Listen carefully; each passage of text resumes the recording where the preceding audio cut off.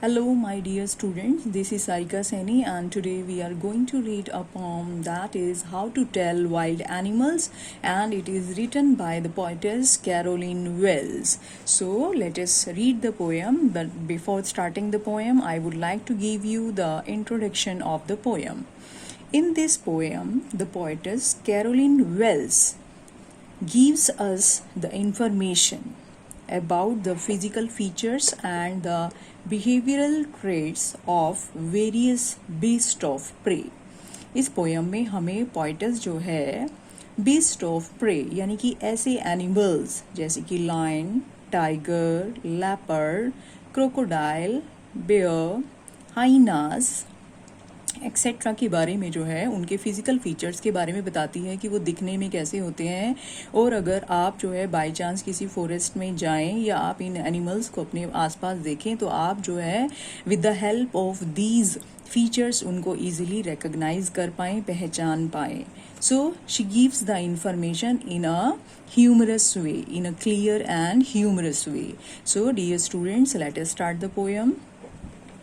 If ever you should go by chance to jungles in the east, कि अगर आप by chance जो है ईस्टर्न फॉरेस्ट में जो है जाते हो, ईस्टर्न कंट्रीज के फॉरेस्ट में जाते हो, and if there should to you advance, और वहाँ पर अगर एडवांस मीन्स हियर आगे की तरफ बढ़ना, कि अगर आपकी तरफ बढ़े a large and tawny beast, tawny means here dull yellowish brown colour का कोई बीस्ट यानी कि एनिमल, कोई लार्ज बड़ा सा कोई जो है डल येलोइश ब्राउन कलर की स्किन के साथ एनिमल आपको दिखाई दे, if he roars at you, अगर वो आपके ऊपर जो है गरजे या आपके ऊपर दहाड़े, एज यू आर डाइन, जैसे कि आप जो है उसकी गरज से जो है डर कर जब मरने लगो, यानी कि इतने ज़्यादा डर जाओ कि आपको लगे कि बस आप तो मर ही जाओगे,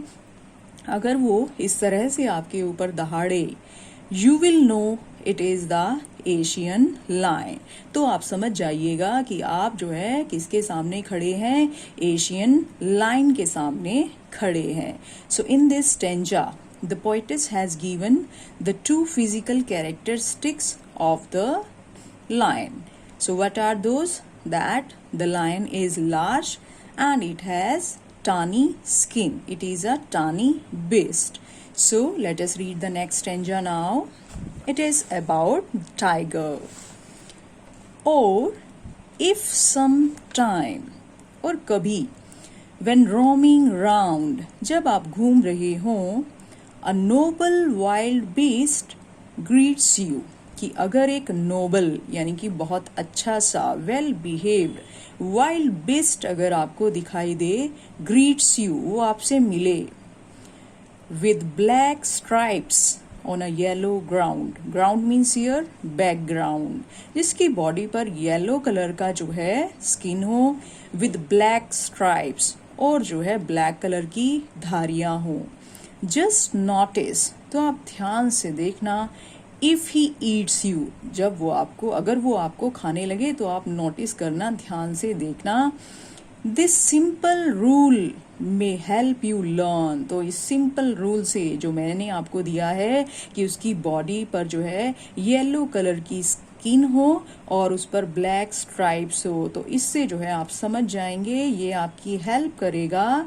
दिस सिंपल रूल में हेल्प यू लर्न, ये आपको जानने में मदद करेगा, the Bengal tiger to discern, discern means identify, कि आप इजीली आइडेंटिफाई कर सकते हैं दैट दिस क्रिएचर, कि ये जो एनिमल है, ये जो बीस्ट है, दिस इज बंगाल टाइगर। तो आप जो है उसका जो है क्या फीचर दिया है उसने बंगाल टाइगर का, पोइटिस ने, कि it has yellow skin with black stripes, तो जब वो आपको खाने लगे आप समझ जाइए कि ये क्रिएचर, ये बीस्ट क्या है, ये जो है बंगाल टाइगर है। सो यहाँ पर जो है वाइल्ड बीस्ट के लिए पोइटिस ने नोबल वर्ड यूज किया है।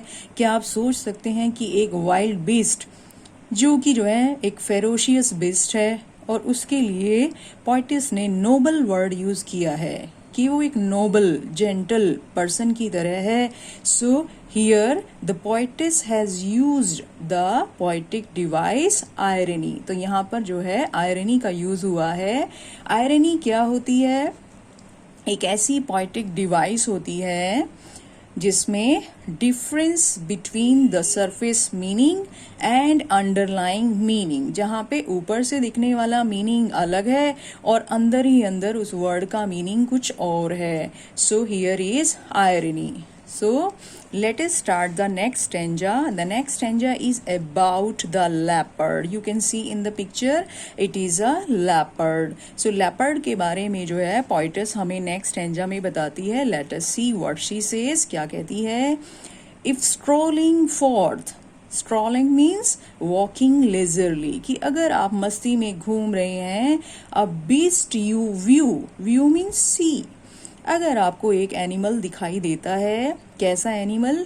Whose hide means here animal skin, कि जिसकी स्किन कैसी है? विद स्पॉट्स, उसके ऊपर धब्बे हैं. विद स्पॉट्स इज पेपर्स क्या होती हैं? काली मिर्च. तो जिसकी स्किन पर जो है काली मिर्च की तरह बने हुए जो है डार्क स्पॉट्स हैं. As soon as he has lapped on you. So here you can see the spelling of the word lapped is wrong. It should be this L-E-A-P-T, but the poet has used the spelling lapped. So I will tell you the reason after. So he says as soon as he has lapped on you, कि जैसे ही वो best आपके ऊपर उछले छलांग लगाए, you will know, आप जान जाएंगे, it is the leopard, कि वो एनिमल कौन है? leopard है. So उस बेस्ट की जो है 2 फीचर्स यहाँ पर बताई हैं उसने, कि उसकी जो स्किन है वो क्या है? पेपर्ड है, ब्लैक स्पॉट्स हैं उस पे, और साथ में ही वो आपके ऊपर छलांग लगाएगा तब. तो आप समझ जाना कि that animal is leopard. It will do no good to roar with pain, कि जब आप रॉर मीन्स वैसे तो होता है दहाड़ना और एनिमल्स के लिए यूज किया जाता है, लेकिन यहाँ पे पोइट ने ह्यूमन बीइंग के लिए यूज किया है. तो पोइटेस क्या कहती है कि जब आप जो है दुख से, पेन से बहुत तेज जो है तड़फ रहे होंगे, तो it will do no good, इसका कोई फायदा नहीं होगा, कि आप कितने ही जो है दुख तकलीफ से तड़फें, इसका कोई फायदा नहीं होगा. ही will only lap and lap again यहाँ पे देखिए पोइटेस ने लीप मीन्स होता है उछलना, तो उसकी स्पेलिंग को थोड़ा सा चेंज कर दिया है, लैप कर दिया है. सो पोइटेस क्या कहती है? He will only leap and leap again means lap and lap again. तो पोइटेस कहती है कि वो जो है आपके ऊपर बार बार जो है छलांग लगाता ही रहेगा, आपको मारता ही रहेगा, भले ही आप रोते तड़फते रहें. So in this stanza the poetess describes the physical features and behavioral trait of leopard. So I was telling about कि क्यों यहाँ पर जो है पोइट ने लैप्ड वर्ड की स्पेलिंग को रॉन्ग यूज किया है और यहाँ पर भी लीप वर्ड की स्पेलिंग को लैप लिखा है, क्योंकि पोइट ने जो है पोइटेस ने यहाँ पर जो है पोइटिक लाइसेंस का यूज किया है. तो पोइटिक लाइसेंस जो है क्या होता है? ये एक जो है पोइटिक डिवाइस है. It is a poetic device in which a poet takes liberty. यहाँ पर जो है बड़े फ्रीली जो है जो पोइट है वो यूज करता है with language by changing the spelling और वायलेटिंग ग्रामेटिकल रूल्स, यानी कि वो जो है ग्रामेटिकल रूल्स को और या वर्ड्स की स्पेलिंग को चेंज कर देता है अपने ही अकॉर्डिंग, जैसा वो चाहे वैसे उसमें चेंज कर सकता है. किस पर्पस के लिए? For the purpose of rhyme, ताकि वो जो है वर्ड्स के बीच में राइम स्कीम जो है बना सके, लिरिसिज्म का यूज कर सके, रिदम बना सके, और एम्फेसिस या जो है अपनी बात को एम्फेसिस के साथ जो है कह सके. सो फॉर दिस पर्पस अगर पोइट जो है वर्ड्स की स्पेलिंग को चेंज करता है, थोड़ा सा ग्रामेटिकल रूल्स के साथ छेड़छाड़ करता है, so this is called poetic licence. तो यहाँ पर पोइट ने ऐसा ही किया है. इस लैप्ड वर्ड को लेपर्ड के साथ सेम दिखाने के लिए, इसके साथ जो है इसका रिलेशन बनाने के लिए lap lap leopard lapped leopard, so इसलिए यहाँ पर जो है पोइट ने पोइटिक लाइसेंस का यूज़ किया है। आई होप कि पोइटिक लाइसेंस क्या होता है और कैसे पोइट ने उसको यूज़ किया है। So here the poetess has used it. Okay, now let us start the next stanza.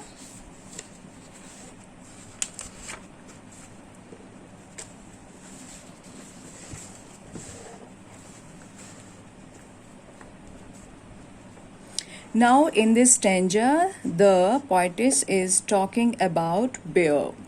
So, let us read about the physical features of the bear.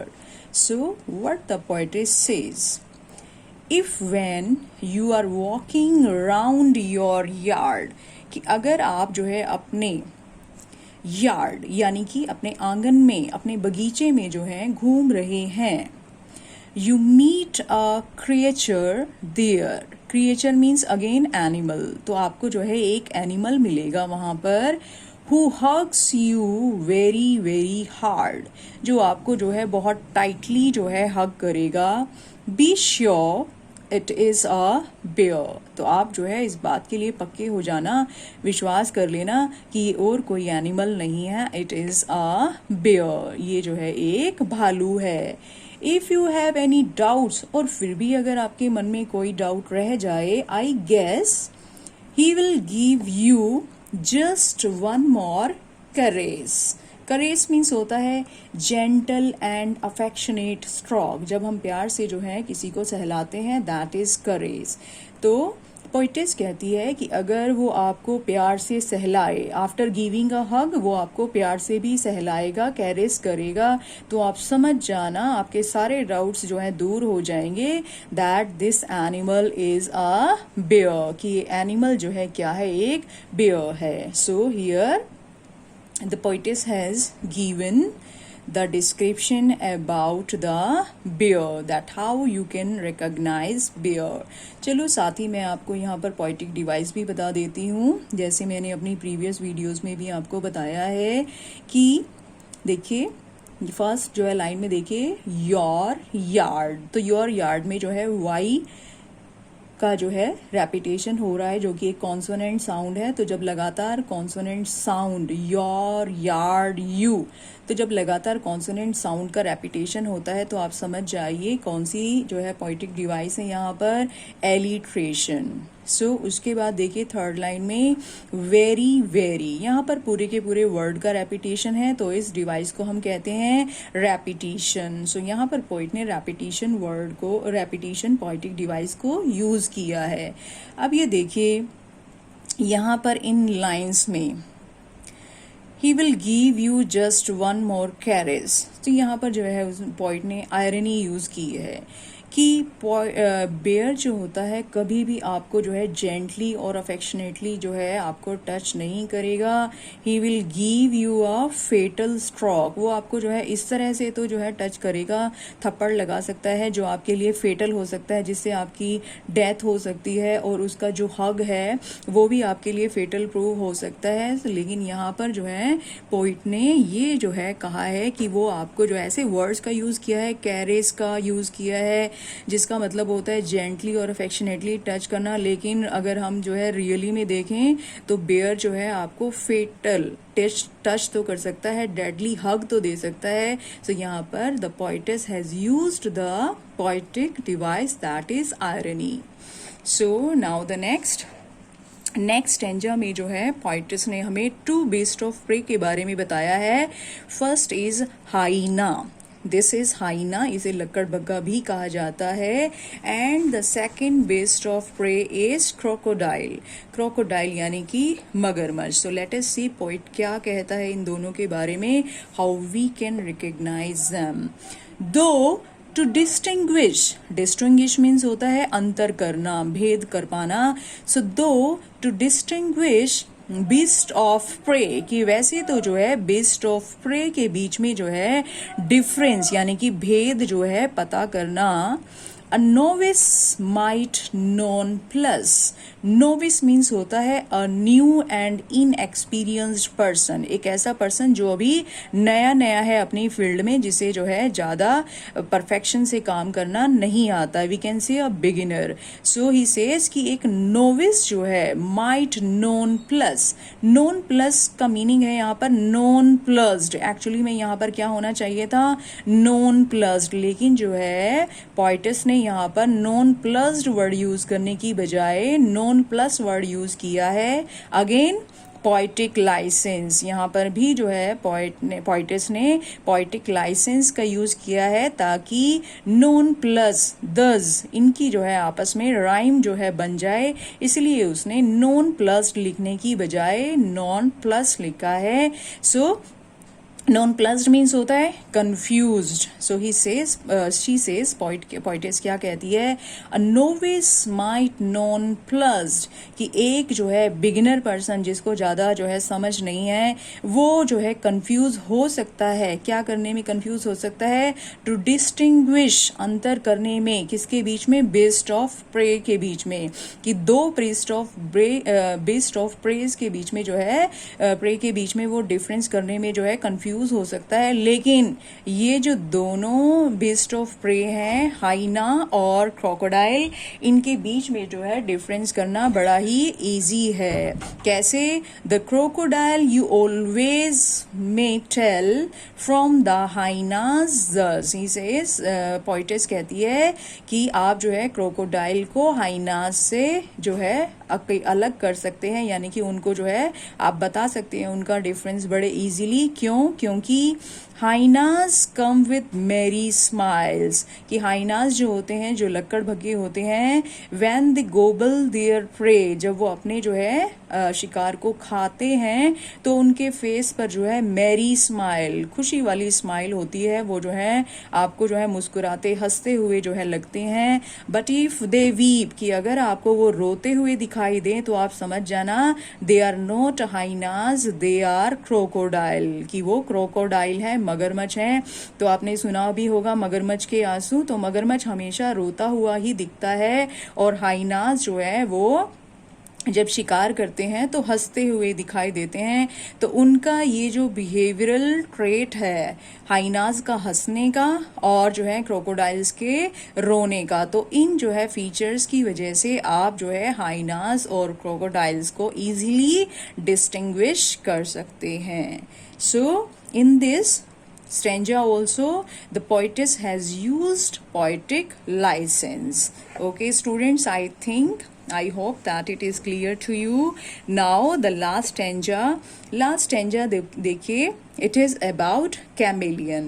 chameleon क्या होता है, कैमेलियन जो है एक जो है लिजर्ड की तरह ही क्रिएचर होता है, और इसका जो है एक स्पेशलिटी जो है क्या होती है, कोमूफ्लेज कर सकता है ये, यानी कि जैसी सराउंडिंग में ये बैठा हुआ होता है वैसे ही अपने स्किन के कलर को कर लेता है। सो इसी के बारे में जो है पोइट्रेस बताती है हमें। Let us read. The true chameleon is small. वो कहती है कि अगर आप एक कैमेलियन को जो है का पता लगाना चाहें, उसको रिकॉग्नाइज करना चाहें, तो उसका जो है सबसे पहला फीचर क्या है, ट्रू कैमेलियन इज स्मॉल, कि वो स्मॉल होता है। अ लिजर्ड सॉर्ट ऑफ थिंग, एक लिजर्ड की तरह ही दिखता है। He hasn't any years at all, उसके बिल्कुल भी कान नहीं होते, कोई कान नहीं होते उसकी स्किन पे। And not a single wing, और उसका कोई पंख भी नहीं होता है। If there is nothing on the tree, जब आप ये देख रहे हैं कि ट्री पर कुछ भी नहीं है, this the chameleon you see, तो आप समझ जाइए कि आप कैमेलियन को देख रहे हैं, क्योंकि because of the capacity of camouflage आप उसको देख ही नहीं पाएंगे, क्योंकि वो अपनी सराउंडिंग के साथ जो है बड़े इजीली मर्ज हो जाता है। सो लास्ट की ये जो 2 लाइन्स हैं, if there is nothing on the tree, कि ट्री पर कुछ नहीं है, this the chameleon you see, तो आप समझ जाइए कि वहां कैमेलियन है। तो इन 2 लाइन्स में जो है पैराडॉक्स है, पैराडॉक्स पोइटिक डिवाइस है। अब ये पैराडॉक्स पोइटिक डिवाइस क्या होती है, let us see. Paradox is a figure of speech, ये एक ऐसी पोइटिक डिवाइस है where a statement appears to contradict itself, जहां पर एक स्टेटमेंट अपने आप को जो है खुद को ही कॉन्ट्राडिक्ट करती प्रतीत होती है। जैसे इस वाली लाइन में पोइटिस ने कहा है if there is nothing on the tree, कि अगर ट्री पर कुछ नहीं है, this the chameleon you see, तो आप कैमेलियन को देख पाएंगे, आप समझ जाइए कि वहां कैमेलियन है। जब कुछ भी नहीं है तो हम कैसे देख लेंगे कि कैमेलियन है। तो ये लाइन खुद को ही कॉन्ट्राडिक्ट करती है, इस लाइन में कॉन्ट्राडिक्शन है, तो इट मीन्स यहाँ पर कौन सी पोइटिक डिवाइस है, पैराडॉक्स जो है यूज किया है। बट व्हेन एनालाइज्ड डीपली, लेकिन जब हम इस बात को कि कुछ भी नहीं है फिर समझो कि कैमेलियन है, अगर डीपली एनालाइज करें, ध्यान से सोचें, द स्टेटमेंट प्रूव्स ट्रू, तो ये स्टेटमेंट अपने आप में ट्रू जो है प्रूव होती है, and the contradiction is resolve, और जो कॉन्ट्राडिक्शन है वो जो है खत्म हो जाता है। यानी कि कैमेलियन की जो है कैमोफ्लेज वाली जो क्वालिटी है उसी की वजह से हम उसे होते हुए भी नहीं देख पाते हैं। So I hope students that this poem is clear to you all. Dear students, now let us we have already I have already explained you the poetic devices, जो एक दो रह गई हैं फर्स्ट टू स्टेंजास में, let me explain you that. So देखिए first stanza में भी जो है हमारी पोइटिस ने पोइटिक लाइसेंस का यूज़ किया है। यहाँ पर डाइंग की स्पेलिंग में जी नहीं लगाया है। क्यों नहीं लगाया है उसने डाइंग की स्पेलिंग में जी? ताकि डाइन को लाइन के साथ राइम कर सके। So here also the poetess has used the poetic device poetic licence. और पोइटिक लाइसेंस क्या होता है वो मैंने आपको पहले ही बता दिया है। Now in the second stanza में देखिए फर्स्ट लाइन में रोमिंग राउंड, तो आर की जो है रेपिटेशन हो रही है, ये कॉन्सोनेंट साउंड है। सो जब जो है कॉन्सोनेंट साउंड की रेपिटेशन होती है तो क्या होता है एलिट्रेशन। एलिट्रेशन क्या है? Repetition of wall sound. So here I think I have explained you कि यहाँ पर पोइट ने जो है आयरनी यूज की है क्योंकि उसने एक टाइगर जैसे वाइल्ड बीस्ट को नोबल कहा है। So I have fully discussed the literary devices. Let us discuss the rhyme scheme now. So rhyme scheme को पता लगाना it's very easy. I have told it in my previous videos also how to find it. So let us first read the first sentence of the poem. So the first line ending word, read it, chance. A N sound आ रही है, so A दिया हमने। East so different sound है तो इसको B letter दे दिया हमने। Advance आंस ए, beast east से मैच कर रहा है सो बी दे दिया हमने। एडवांस चांस, तो ए की साउंड जो है दोनों में है, chance advance, east beast, dine line, so इन दोनों में एक ही साउंड है तो इनको मैंने सी लेटर दे दिया। अब जब हम इनको ज्वाइन करेंगे तो राइम स्कीम जो है क्या बन जाएगी? ए बी सी सी। सो इस तरह से A B C C. So this is the rhyme scheme of the poem. I hope student that this poem is clear to you all and the rhyme scheme and the literary devices are also clear to you. Now let us discuss the theme and the message of the poem. So the poem is How to Tell the Wild Animals and it is written by Caroline Wells. Now first of all let us discuss the theme. The poem deals with the description of the main features of some wild beast. इस poem में जो है poet ने description of main features of wild beast हमें दिया है, यानी कि poet इन्होंने जो है beasts के जो है जो जानवर हैं उनके main features को बताया है। The poet presents this in a clear and humorous manner, उसने बड़ी क्लियरली और ह्यूमरसली जो है हमें ये सब डिस्क्रिप्शन दिया है। In a witty manner she tells us how we can identify the animals, कि हम जो है एनिमल्स को कैसे आइडेंटिफाई करें, कौन से एनिमल्स को, like an Asian lion, a Bengal tiger, a leopard, a bear, a hyena, a crocodile, and a chameleon. So he नहीं she कहेंगे because she is a poetess. She also questions the readers, साथ में जो है poet's readers को ये भी जो है चेतावनी देती है that these animals can be dangerous, कि ये एनिमल्स जो है वो डेंजरस जो है हो सकते हैं हमारे लिए. फिर उसके बाद मैसेज क्या देना चाहती है poet's. The poem gives a message that all the creatures have special physical and behavioral features, कि हर एक क्रिएचर का जो है एक स्पेशल जो है फीचर, उनके बिहेवियरल ट्रेट्स होते हैं, फीचर्स होते हैं. And with the help of these features we can easily recognise, हम उन्हें ईजीली रिकग्नाइज कर सकते हैं, पहचान सकते हैं. He also she also says that it can be really dangerous, और हमारे लिए dangerous भी हो सकता है if we go near to them, अगर हम उनके पास जाएंगे. So it can prove dangerous for us. So dear student, this is the theme and message of this poem. So I hope, dear students, that the poem is clear to you all. All the poetic devices, the rhyme scheme, the theme, and the message of the poem is also clear to you. If you have liked this video, then press the like button and press the subscribe button also for the more videos. And if you have any query, if you have any question in your mind, then you can leave a comment in the comment box. Thank you, students.